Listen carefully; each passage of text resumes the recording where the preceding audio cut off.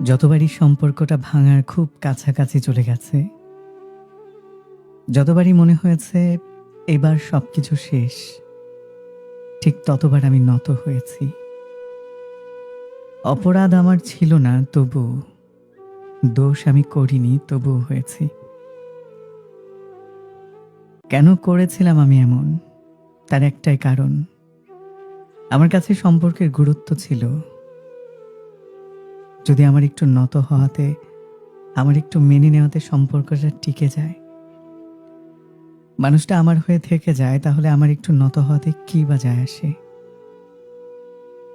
Self respect বলে বেশি গুরুত্ব দিয়েছিলাম তোমাকে এবং ভালোবাসাকে, আর এই গুরুত্ব দেওয়াটাই ছিল ভুল।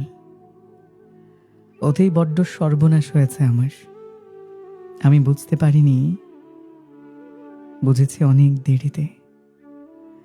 আমি দেখেছি তুমি কিভাবে আমার ওই দুর্বলতার সুযোগ নিয়ে আমাকে অবহেলা করেছ, আমায় দূরে ঠেলেছ, কিভাবে আমার শত শত মেসেজ উত্তরহীন রেখে দিয়েছ, কিভাবে আমার মুখের হাসি কেড়ে নিয়েছ, কিভাবে আমার চোখের মাঝে নামিয়েছ অঝোর শ্রাবণ। প্রতিটা দিন অবহেলা সইতে সইতে, চোখের জল মুছতে মুছতে, সামান্য একটু ভালোবাসার ছোঁয়া না পেতে পেতে, ঘুমহীন রাত পার করতে করতে আমি ভালোবাসাহীন হয়ে গেছি।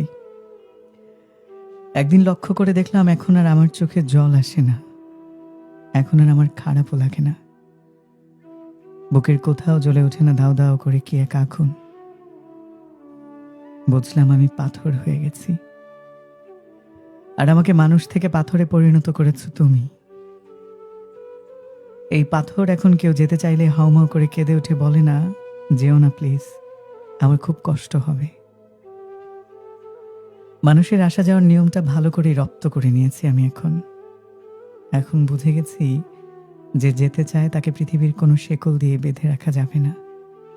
আজ অথবা কাল সে ঠিকই ছেড়ে চলে যাবে, সে ঠিকই ছেড়ে চলে যাবে।